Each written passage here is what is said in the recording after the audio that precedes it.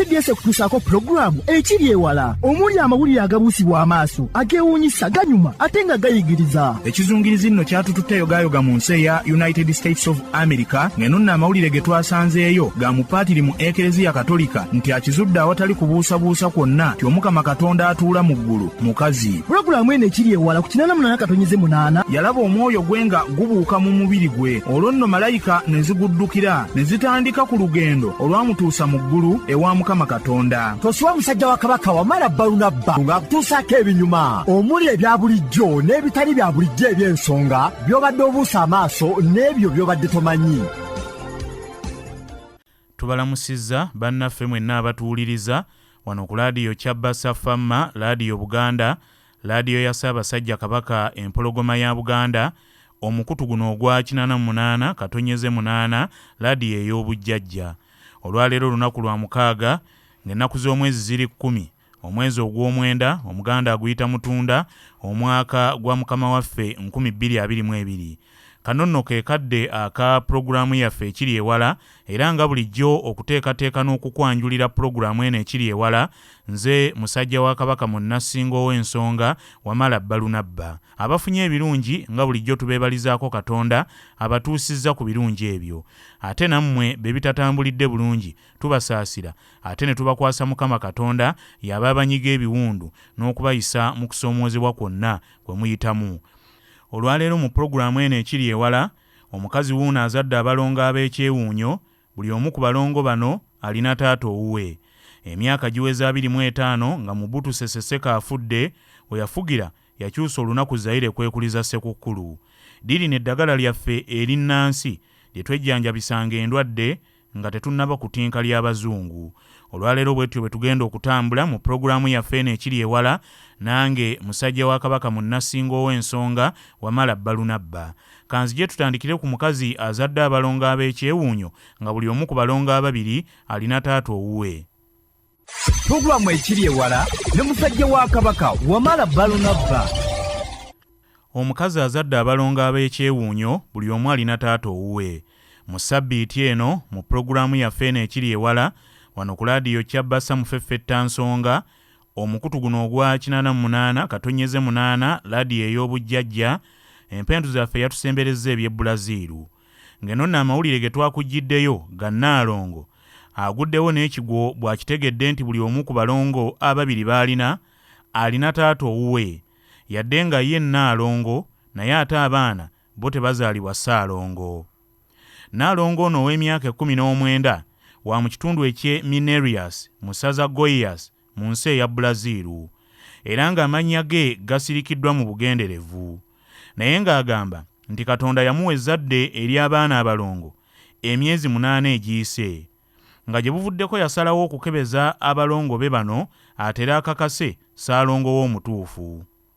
Ono agamba nti yasalawo akebeze abaana be bano abalongo nga bamaze okuweza emyezi 8, kubanga mu mutima yali atandise okubuusabuusa Ssaalongo omutuufu, anti ng'abalongo bano gye bagenda beeyongera okukula bongera okwawukanamukko mu ndabika, kale bw'atyo mukazi wattu n'atyamu era n'asoberwa.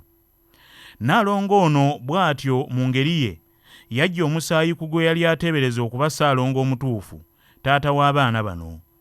Kyokka ebyava mu kukebera enjolekaluse DNA bigenda okudda, nga gw'abadde ayita Ssaalongo ekituufu azaalako omulongo omu. Teyasooka kukikkiriza mu mutima gwe, n'addamu okukebeza omusaayi mu kifo ekirala, kyokka ebyavaamu era ne biraga ekintu kye kimu nti gw'abadde ayita Ssaalongo ku balongo bano azaalako omu. Bw'atyo omukyalo ono yazzaayo obwongo n'akatambike mpolampola emabega.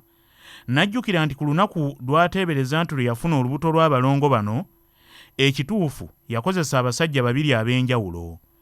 Kale kwe kunoonya mu ngeri ye omusajja ono owookubiri, naye n'amuggyako omusaayi mu ngeri ye.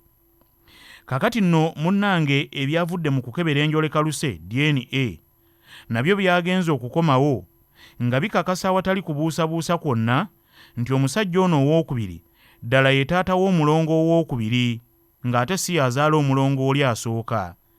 Wamma ggwe ne biryoka bimusobera, anti na buli kati akyabuliddwa amagezi mwagenda okuyita okutegeeza abasajja bano ababiri be yakozesa ku lunaku olumu nti buli omu ku bo ku balongo bano azaalako omwana omu. Omusawo w'omukyalo ono Dr. Tulio George Franco yakakasizza bino ebyavudde mu kukebera enjoleka luse era n'agamba nti tewali nnyo kyewuunyisa mu byo nti kubanga mu ssaayansi kino kisobokera ddala abalongo okuba nga balina bataata banjawulo. Dr. Franco yagambye nti embeera eno mu lusawo bagiyita heteroparental superfecundation. Dr. Midunsubuga ku Kamu Medical and Diagnostic Center ebwayise Katoogo byebyo mbituusizza bulungi nga mbyatula oba bibuzeemukko. Manya olulimi lwammwe luno olusawo terubangako lwangu. Wabula Dr. Tulio George Franco yagambye nti embeera eno ey'omukazi okuzaala abalongo naye ng'abalongo bano balina bataata babiri ab'enjawulo n'antalabikalabika ng'esobola okubaawo omulundi gumu gwokka ku buli migogo gy'abalongo akakadde kamu era mu nsi yonna kyakabaawo emirundi nga 20 gyokka egikakasibwa mu byafaayo. Mu ssaayansi embeera eno ebaawo singa omukyala akozesa abasajja babiri olunaku lumu, buli omu ku bo n'abaako ejje ery'enjawulo lyavunaanyizibwako, omubiri gw'omukyala nga gufulumizza amagi 2 mu lunaku lumu. Bwe kiti abalongo bano ne baba nga tebavudde mu ggi limu. Bino we bijjidde nga bannassaayansi bakyayongera okunoonyereza ku balongo n'okuzuula ebyenjawulo ebibakwatako. Nga jjuuzi bakizuula nti abalongo batandika okukolagana nga bakyali mu lubuto lwa nnyaabwe tebannazaalibwa, ng'olubuto lwakaweza emyezi 3 n'ekitundu. Ekirala bannassaayansi bakizuula nti bannaalongo bawangaala nnyo okusinga abakazi abalala bonna. So nga mu nsi yonna Nigeria yesinga okuzaalwamu abalongo abangi, n'abaana abazaalibwa 3 omulundi ogumu. Ekibuga Candido Godai ekya Brazil ky'ekibuga ekisinga okuzaalwamu abalongo abangi mu nsi yonna, nga ku buli baana abazaalibwa 8 ku 100 baba balongo. Bannassaayansi bakizuula nti abantu abettanira ennyo okulya omuzigo awamu n'okunywa amata, nti emikisa gyabwe egy'okuzaala abalongo giba mingi okusinga ku gy'abantu abatabyettanira. Kyangu nnyo abalongo okuba ab'enkonokono bw'obageraageranya n'abantu abatali balongo, era okutwalira wamu okusinziira ku kunoonyereza abalongo ebitundu 22 ku 100 ba nkonokono. Abakugu era bakizuula nti olubuto nga luto lusobola okuba olw'abalongo, naye nti ate mwattu bwe lugenda lukula ate ne lufuuka lwa mwana omu. Mukyala tewali abaakuloze. Mu ssaayansi omulongo oyo omulala abaamiriddwa okukula kw'olubuto, omwana n'asigala omu yekka yadde lwatandika lwa balongo. Eno nno ye pulogulaamu yaffe ekiri ewala wano ku laadiyo Kyabasa. Ayagala okumanya ebisingawo ku ggulire lino, genda ku muyungagano gwa kompyuta ogwa intaneti, ogende ku kibanja ekya dailymail.co.uk. Byonna ojja kubifuna bulungi obitegeere era obiggwennyalwe. Aha! Kyokka bannange musajja wa Kabaka munnasinga ow'ensonga wamala balonabba ovumbula. Eno ye pulogulaamu ekiri ewala. Emyaka 25 nga Mobutu afudde yakyusa olunaku Zaire kwekuliza Sekukkulu. Okyawuliriza pulogulaamu ekiri ewala wano ku laadiyo Kyabasa Famma, era nga musajja wa Kabaka munnasinga ow'ensonga wamala balunabba nze nkyakutwala mu maaso era tweyongeddeyo bwe tuti. Mu sabbiiti eno mu pulogulaamu yaffe eno ekiri ewala wano ku laadiyo Kyabasa muleeta kumanya omukutu guno ogwa 88 katonyeze 8 laadiyo ey'obujjajja. Empendu zaffe yatusembereza ebya Democratic Republic of Congo. Nga wiiki eno lwe gyaweza emyaka 25 kasookedde nga yali omufuzi w'ensi eyo nakyemalira Mobutu Sese Seko ava mu bulamu bw'ensi eno.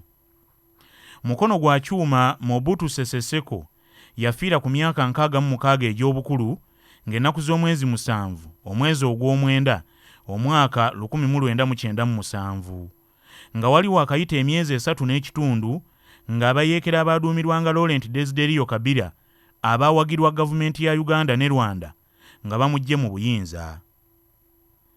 Era obuyinza bagenda okubumugyamu yali abukulunguddemu emyaka 32 beddu. Mu kujjukira emyaka 25 kasookedde nga Mobutu Sese Seko afa, nayagadde tutunuulire nnyo enneeyisa ya Mobutu Sese Seko mu myaka 32 gye yamala mu buyinza. Omusajja ono Mobutu Sese Seko bwe yezza obuyinza mu 1965 bwe waayita emyaka ebiri mu 1967 n'awera ebibiina by'obufuzi byonna ebyaliyo era n'atandikawo ekibiina ekikye ekya Popular Movement of the Revolution n'alangirira nti kyekibiina kyokka ekyali kikkirizibwa mu mateeka. Mu 1971 Mobutu Sese Seko yakyusa erinnya ly'ensi gye yali afuga n'adibya erinnya erya Congo eryali limanyiddwa n'agituuma Zaire era n'alangirira nti musango muloope Zaire eyo okuddamu okugiyita Congo. Omusajja ono Mobutu mu 1972 yakyusa n'amannya ge gennyini eyali amanyiddwa nti ye Joseph Desire Mobutu n'afuuka Mobutu Sese Seko Ngibendu Kukuwaza Banga era n'alangirira nti kimenya mateeka okuddamu okumuyita Joseph Desire Mobutu. Mobutu Sese Seko nga wakayita ennaku 6 zokka ng'awambye obuyinza yakozesa paalamenti yennyini ne yeggyako obuyinza bwayo obusinga obungi n'ebumuwa. N'akozesa obuyinza obwo bwennyini paalamenti bwe yali emuwadde nga wayisa emyezi 4 paalamenti eyo yennyini n'agiwera n'agiggyawo. Mu 1966 Mobutu Sese Seko yakyusa amannya g'ebibuga bya Congo n'abiggyako amannya amazungu n'abiwa Amafirika. Ndowooza waate awo teyakola bubi, awo yali yeetaagawo ttiiki. Ekibuga Leopoldville n'akituuma Kinshasa, Stanleyville n'efuuka Kisangani, ate Elizabethville n'efuuka Lubumbashi. Mobutu Sese Seko yawera ebibiina by'abakozi byonna n'atondawo ekibiina ky'abakozi kimu kyokka b'emmululumu ng'ate gavumenti y'ekifuga nga yeeronda n'abakulembera ekibiina ekyo. Mu 1966 Mobutu Sese Seko yagomba obwala mu baminisita be 4 okwali n'eyali Ssaabaminisita ng'abalumiriza okwagala okuvuunika gavumenti ye. Omusango yagubasingisa ne battibwa mu lujjudde era ng'okutugumbulwa okwabano kwali kulabwa butereevu abantu 5,000. Mu 1970 Mobutu Sese Seko yategeka okulonda kwa bonna kiguumaaza. Kwetabwamu ebibiina by'obufuzi 2 byokka, kyokka ng'ekikye kyokka kye kyakkirizibwa okusimbawo abantu. Ate ku bwa pulezidenti ye yekka eyakkirizibwa okwesimbawo, nga bw'oba omuwagira olina kulondako kaadi eya kiragala, bw'oba tomuwagira ng'olondako kaadi emmyufu. Mu 1971 Mobutu Sese Seko yalagira abantu bejjeko amannya gaabwe gonna amazungu ge baalina bagasikiza amaddugavu. N'alabula n'abasaserodooti nti baali baakusibwa emyaka 5 singa banaakwatibwa nga bawa abaana essakalamento ery'abatiisimu ne babawa amannya amazungu ng'ate Bazaire. Engoye n'ettaayi eby'abazungu Mobutu Sese Seko yabiwera era Mobutu yakyusa n'olunaku olwa Ssekukkulu n'alujja mu Desemba n'aluzza mu mwezi ogw'omukaaga ng'agamba nti ebya Desemba yali akizudde nga bya bulimba. Mu 1968 gavumenti ya Mobutu Sese Seko yayogereza munnabyabufuzi Pierre Mulere eyali musajja wa Lumumba, Mobutu yennyini gwe yali asse, nti ave mu buwaŋŋanguse akomewo eka bamuwe ekisonyiwo. Kyokka bambi musajja wattu bwe yakomawo eka ng'awulirizza bano kye baali bamusabye, amagye ga Mobutu Sese Seko ne gamukwata ne gamutta. Abajaasi baasooka kumutulugunya nnyo, bamusalako ebitundu bye ebyekyama ne bamutemamu n'embiriizi. Wulira okuttira munno mu bulumi obungi bwe butyo. Mobutu Sese Seko oluvannyuma ettemu ery'olwatu yalivaako bwe yalabanga ensi emutegedde nnyo. Bannabyabufuzi baatya n'atandika kubanyiganga kimugunyu, n'abalala kubagulirira n'agakutiya g'ensimbi badde ku ludda lwe. Mu 1972 Mobutu Sese Seko yagezaako okwerangirira nga pulezidenti okutuusa lwalifa naye ne kimulemerera. Ate mu 1983 ne yeekuza mu magye n'afuuka Field Marshal, ekitiibwa ekisingayo obunene mu magye. Mobutu Sese Seko gavumenti ye yagituumamu abooluganda lwe n'ab'eggwanga lye eryangibandi. N'agezaako n'okuteekateeka mutabani we Nnyiwa amusikire ku bwa pulezidenti nga ye abuvuddemu. Ebyembi gy'ali yategekanga ne Katonda ategeka. Omutabani n'amufaako mu ngeri gye yali tasuubira mu 1994 bwe yasenebwa obulwadde bwa mukenenya. Mobutu Sese Seko ng'oggyeko okubba ensi ye ne yeegaggawaza nnyo ne yeetuumako obugagga n'ab'omu maka ge, era yakemebwa okwegeraageranya ku Katonda. Ssebo n'agezaako n'okukyusa essaala ng'abantu we beebaliza oba okusaba n'ogaa nti mu linnya lya Kitaffe n'Omwana n'Omwoyo Omutukuvu, nti batandike okugamba mu linnya lya Mobutu Sese Seko ow'obuyinza. Ssente za Zaire nga zirina okubaako ekifaananyi kya Mobutu Sese Seko. Ebifaananyi bye nga birina okutimbibwa mu woofiisi zonna n'ebibangirizi byonna. Ng'abasomi b'amawulire aba TV bano Bassemaganda Faluuku bw'aba batandika amawulire basooka kuyisaawo kifaananyi kya Mobutu Sese Seko nga bwe bamuwaana. So ng'era yawera omuntu yenna okutuumibwa erinnya Mobutu. Nga munnamawulire bw'oba osoma amawulire n'osangamu alina erinnya eryo Mobutu naye nga si ye Mobutu Sese Seko pulezidenti wa Zaire, ng'erinnya lino olina kulibuuka n'otalyatula n'osoma busomi kitiibwa eky'omuntu oyo gw'oyogerako. Mobutu era yeetuumako ebitiibwa eby'okwejjajjatta n'okwefuula ow'ekitalo. Bannansi bye balinanga okumuyita mu lwatu nga tebabikwese yadde okubisirisa, omuli ebitiibwa nga bino: taata w'eggwanga, omulokozi w'ensi eno, omuluŋŋamya w'enkyukakyuka, omutume, nakazadde, omununuzi w'abantu, nantasingwa, n'ebitiibwa ebirala bingi. Mobutu Sese Seko nno bwe baamujja mu buyinza yawaŋŋangukira Moroko gye yafiira. Yadde emyezi gyali giyise 3.5 gyokka ng'aggiddwa mu buyinza, naye yafa munaku. Ssente ze yabba Zaire baazikwatira mu bbanka z'Abazungu gye yazikukuma. Era mu kumuziika baamuziika yeesimbye. Gw'ate gy'otalina ttaka etali wammwe nti olina okusalawo bw'onooziikibwa ng'oboonoonera ettaka otyo. Eno nno ye pulogulaamu yaffe ekiri ewala wano ku laadiyo Kyabasa. Ayagala okumanya ebisingawo, genda ku muyungagano gwa kompyuta ogwa intaneti, ogende ku kibanja ekya militaryhistory.phantom.com. byonna ojja kubifuna bulungi obitegeere era obiggwennyalwe. Gano ge mawulire ag'ebyewuunyo agatali ga bulijjo mu pulogulaamu ekiri ewala ne musajja wa Kabaka munnasinga ow'ensonga Wamala Balunabba. Eddagala lyaffe erinnansi lye twakozesanga nga tetunnatinka ly'Abazungu. Okyali muwuliriza mulungi owa pulogulaamu yaffe eno ekiri ewala wano ku laadiyo Kyabasa Famma, era nga musajja wa Kabaka munnasinga ow'ensonga Wamala Balunabba nze nkyagiri mu mitambo era tweyongeddeyo bwe tuti. Mu ssabbiiti eno mu pulogulaamu yaffe eno ekiri ewala wano ku laadiyo Kyabasa Sserubwatuka, omukutu guno ogwa 88 laadiyo ey'obujjajja, empendu zaffe yatusemberezza ebya wano mu Uganda. Ne mumpeereza eddagala lye mumanyi. Wano abaddugavu lye twajjanjabisanga endwadde nga tetunnaba kutinka nnyo ddagala ly'Abazungu. Kayondo Charles ekigegge Nakaseke waŋŋambye nti mwayokyanga enviiri ne zivaamu evvu, nti evvu eryo ne mulikozesa mu kujjanjaba ayidde omuliro. Ssekkujju John ebumyuka mpigi waŋŋambye nti edda baakumanga omuliro mu busa bw'ente obukalu, omuntu n'abweyoteza mu kugoba endwadde ez'omwoyo. Juuko Ttone erwabenge watugambye nti nga mu kujjanjaba embiro mu baana nga bayenga akadde akayitibwa enkami ne babawa ne banywa.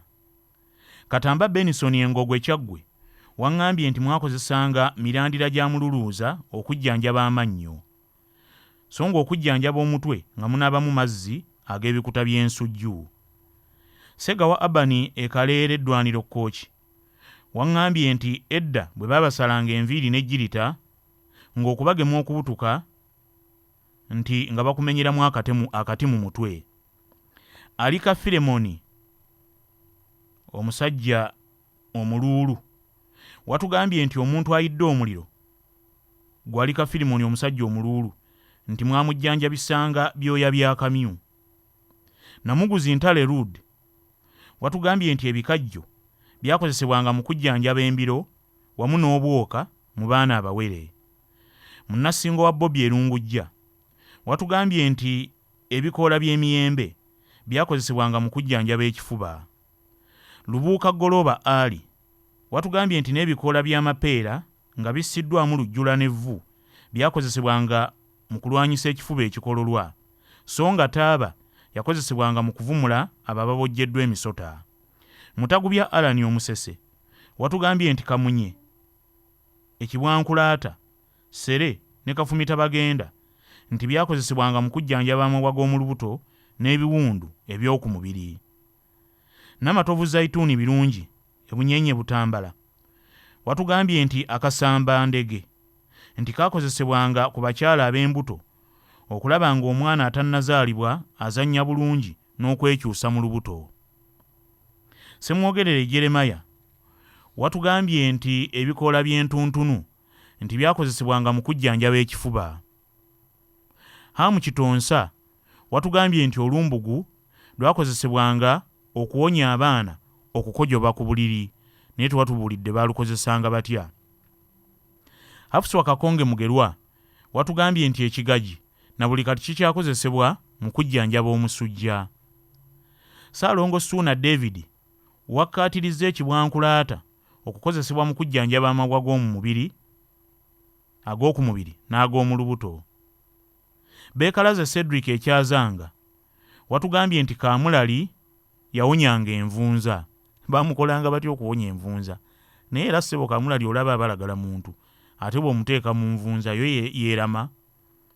Siifa Saafiina mu Nnaalongo watugambye nti akaddo ka Nnaalongo kakozesebwanga mu kujjanjaba omusujja, ekisandasanda nga kikozesebwa mu kujjanjaba olubuto olwesibye, so nga ebikoola bya kayindiyindi tibyakozesebwanga mu kujjanjaba amaaso.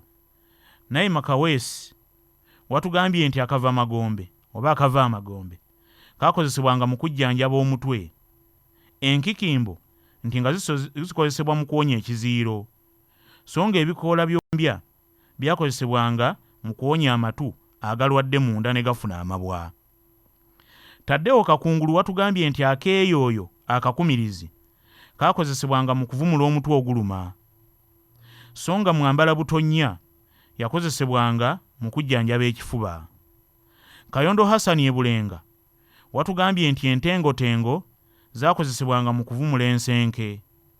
Sekyewa Francis Mundeeba watugambye nti ekibwankulaata ddala kyakozesebwanga ne mu kujjanjaba ebiguuna.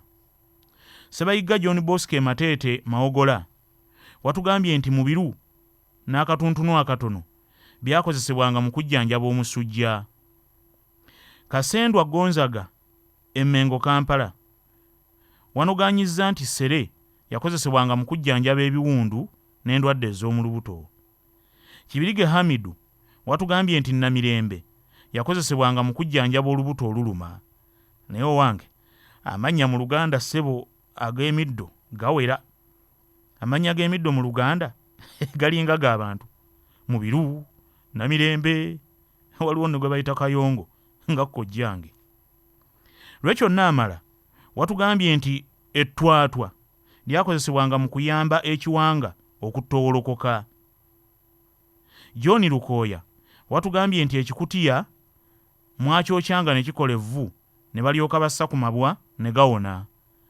Kasule Benoni watugambye nti ekinyeebwa ekimererezi kyakozesebwanga mu kuvumula emmeeme esinduukirira. Michael Mulindwa watugambye nti omwetango bassangamu omunnyo n'ogaaya n'owona amabwa g'omu bulago. Sanya George William Emumias Kenya watugambye nti mwakozesanga enkami okubajjanjaba omusujja naddala ogw'enkaka. Walugembe Vaani mu Kyaggwe watugambye nti ekimyula kyakozesebwanga mu kujjanjaba sukaali. Kayiwaziwa watugambye nti ebikoola by'ekiryo ky'ensujju byakozesebwanga mu kujjanjaba olubuto oluluma. Katongole Emmanuel watugambye nti kawunyira yakozesebwanga mu kujjanjaba omutwe. Kawunyira nange mukakasa baamutujjanjabisanga naye nga baba akufumita n'owulira naye nga gwe agenda nagwo. Nambi Sulayina Ekabaale Bugonzi, Ruthi Nabukenya, Linda Lorraine Ekyaggwe, Semaganda Ivanovich Ekasanda, Nakabaale Julius Ekibuye, Namatovu asse matugga nammwe ensonga zammwe zemwogedde nzirabye n'abalala mwenna ku ddagala lino lyetwejjanjabisanga. Naye ng'eno ye pulogulaamu yaffe ekiri ewala wano ku laadiyo Kyabassa. Ayagala okumanya ebisingawo ku ggulire lino nkugambe nti genda wa. Pulogulaamu eno ekiri ewala okugiteekateeka n'okugikwanjulira mbadde musajja wa Kabaka munnasinga ow'ensonga Wamala Balunabba. Neebaza bannange Julius Mulemi, Yasini DJ ne Jonas Sembajjwe ababadde mu byuma okulaba ng'ebatuukako butereevu. Ssaabasajja Kabaka empologoma ya Buganda awangaale. 88.8 CBS FM.